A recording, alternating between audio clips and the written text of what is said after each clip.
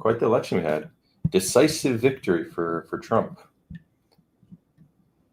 which, in a sense, I imagine a decisive victory for either side is probably preferred. It kind of leaves no doubt as to who the winner is. And I've kind of been reflecting on it.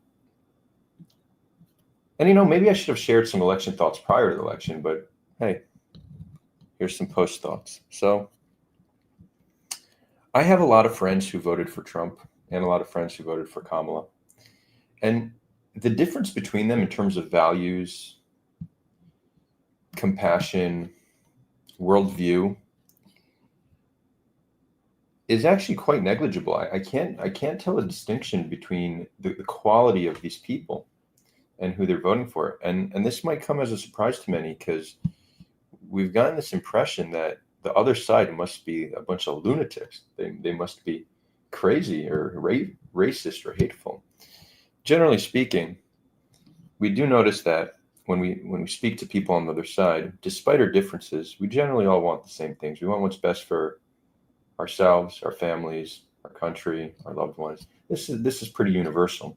We might have different ideas of how to achieve those things, but generally speaking, we all desire the same basic things. And the difference between the average Kamala supporter and Trump supporter, I don't know if it's as large as many people think, at least not within my group of friends where the difference is negligible.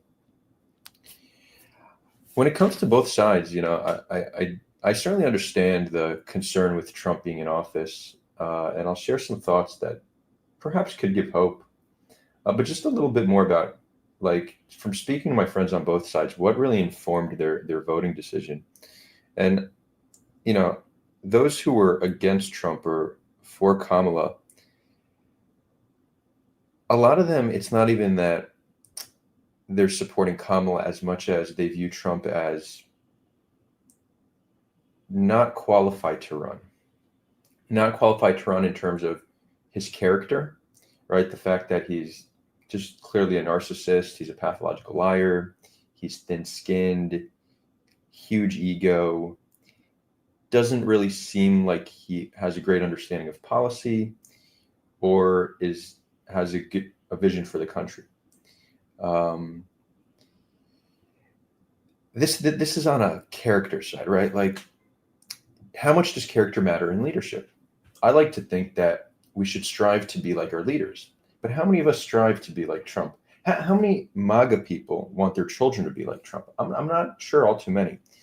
So on that alone, I think there's a very strong case against Trump. And then there's the fact that he just never conceded the 2020 election, which should, in my opinion, maybe be he should lose his qualification to run, because that's actually something pretty harmful, right?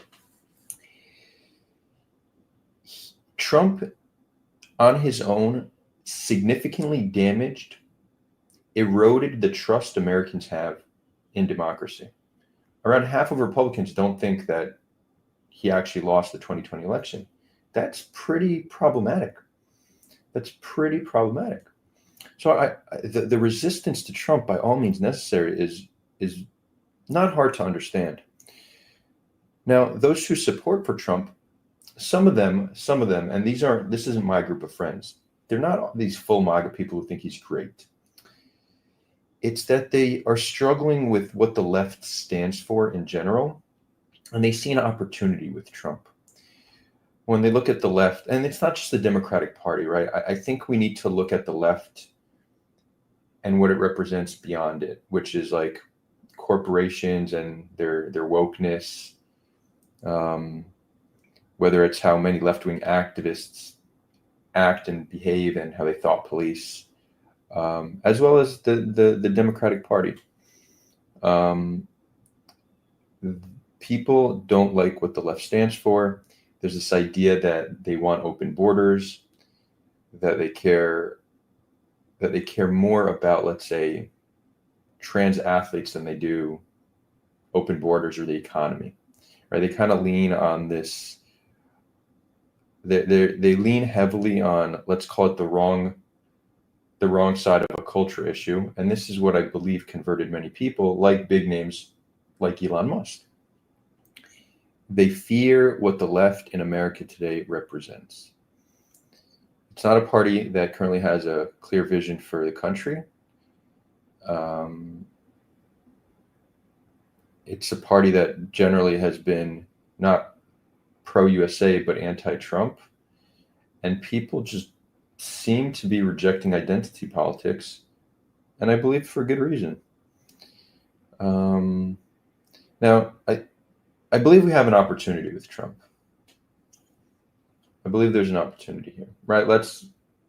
What we just said, the past is the past.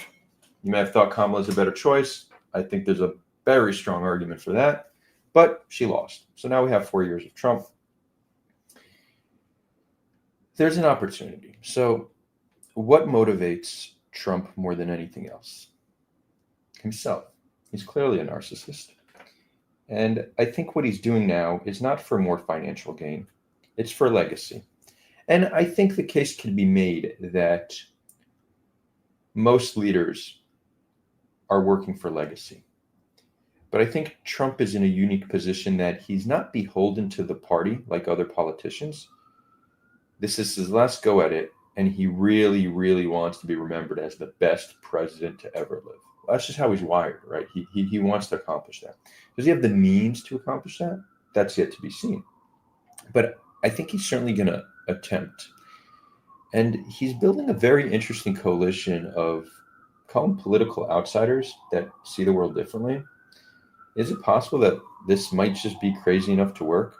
Unclear. I'll just give one point, for example. He brought in Elon Musk and Vivek Ramaswamy to be head of the Department of DOGE, Department of Government Efficiency. Now, while Elon Musk is in my opinion, a mediocre political commentator, it's undeniable that he's a brilliant innovator. When he took over Twitter, he fired 70% of Twitter staff. People thought Twitter was going to collapse, but Twitter is hitting all-time high usage. Yeah, it's a cesspool of hate and anti-Semitism and other stuff, sure, but it's still a functioning platform, and the features are just improving. This is with 70% less staff. Is it possible to do something similar with the U.S. government, cut out all the waste and save billions of dollars a year, which ultimately will just help Americans? I see that as relatively likely. Will Trump continue to try to expand on the Abraham Accords and normalize ties with North Korea? I think that's also likely. So as much as there's a strong case that he's not qualified to be president, and I agree with that, the fact of the matter is he is, or he will be. And what can give us hope? And I think there is some things we could be hopeful for. I think he actually will attempt to accomplish some revolutionary things. Again, no guarantee he will succeed. But it's going to be an interesting 4 years nonetheless. Feel free to share your thoughts on this in the comments.